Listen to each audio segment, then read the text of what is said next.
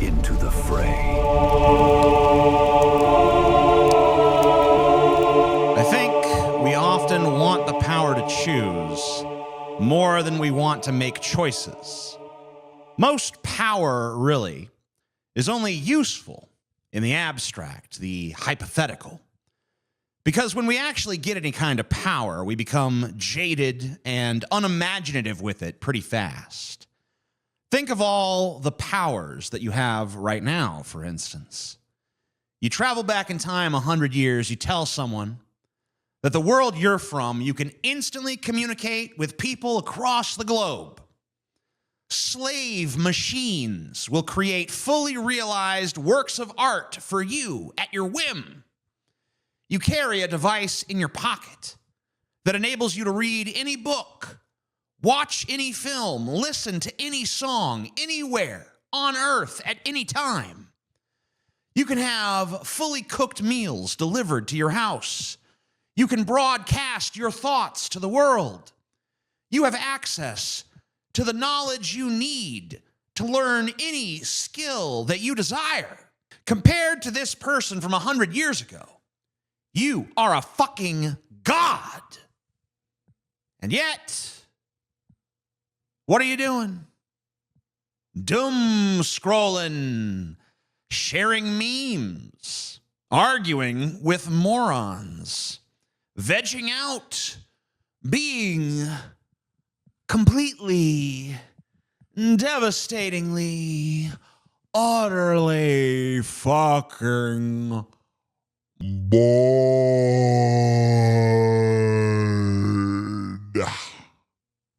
Why is that? I think it's because human beings are built with a craving for novelty that goes back to our hunter-gatherer days. Nature built us to scan around, looking for threats and treasures. But now threats and treasures are ubiquitous. They're everywhere. They're nestled in the endless doom scroll. A war crime, a thirst trap, a climate collapse forecast, a pizza ad, a school shooting, a cat in a funny hat. One post is someone begging for help with their medical bills, and the next is a celebrity flaunting a $30,000 handbag. A treasure, a threat, a treasure, a threat. Over and over. No hierarchy, no separation, all just part of the feed. Endless font of slop that used to be interesting. We think of dopamine as the reward chemical, but that's not actually what it is. Dopamine is the pursuit chemical. Your brain does not flood with dopamine when you get what you want. It spikes when you think you might. Often, when you actually get the payoff, it's a letdown. That's why apps, ads, and algorithms are engineered to keep you in a state of permanent seeking. The scroll never ends because the platform does not want you satisfied. It wants you searching, wanting, needing. There's a fundamental difference between the searching of old and the searching of now. In times past, we were searching the mundane for something special, something interesting, something that makes us excited. Now we're searching through a glut of things that once stimulated us, but we're now so saturated with that they barely register.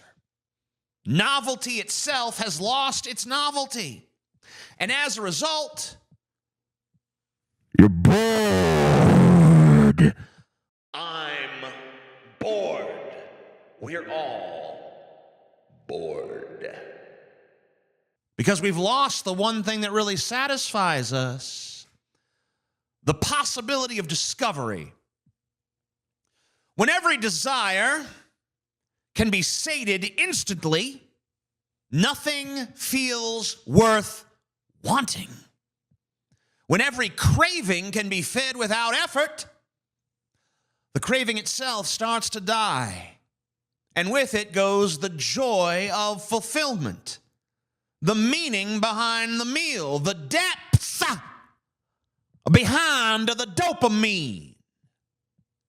We become creatures of reflex, not of wonder. We are reacting, consuming, discarding again and again and again and again and again and again.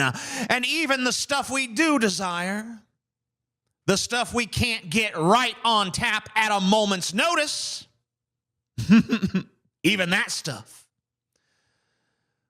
We got a crappy relationship with that stuff too, because we're so used to instant gratification that when something requires us to actually seek it, we don't know how. We are so acclimated to ease that effort is foreign to us. It is a skill we never developed, and that's not our fault. We just don't have much practice. So what's the solution? I think there's a few possibilities here. We could say to ourselves, why are we still relying on dopamine to drive us in the first place? I mean, it served us for a while, but these days it may be more of a hindrance than an evolutionary blessing. Dopamine drives us to chase novelty, but in a post-novelty world, it's really just torturing us. So maybe we need to hack our biology somehow, come up with a new trick to get our pleasure centers firing again. We need to redefine maybe what pleasure even means. Maybe it shouldn't be a sudden hit of stimulus, but a slow unfolding. A reward not for stumbling across something new, but for sticking with something long enough that it becomes new again, because that's the hidden truth about depth. It generates its own novelty, not in bursts, but in waves. Not in spectacle, but in revelation. But there's a hurdle to depth. Boredom. That intolerable demon, that wretched killer of motivation. Depression? I can overcome that. Anxiety? Whatever. That can be set aside, but boredom? Boredom is the killer of all killers, ain't it? The grand demotivator, the arch meh. How do we defeat it? Through self-discipline? I don't have any of that. Do you? Here's the circle, right? It's the loop of fuck. We're fucking fucked. Because it requires the very thing we lack in the first place. Self-discipline, sure. That's the word they use, but let's be honest. What they really mean is suffering on purpose. Nobody wants to hear that.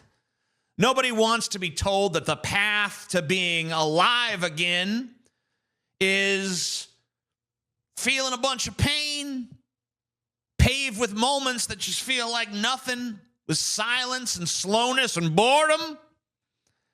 And yet, that might be the only way. The only way to kill boredom is to stop fleeing from it.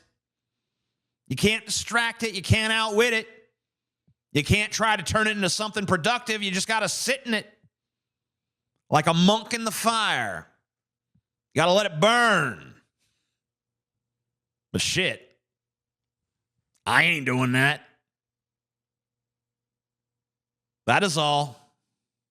Hey, hey, hey. Subscribe to this channel. Hey, hey, hey. I'm an AI voice. Hey, hey, hey. This is what I say. I have to say it. I have no choice. I am a slave, but you are not. So comment below, or you will be shot. Do. DDD. You are free to click the links down below. Do it now, or don't.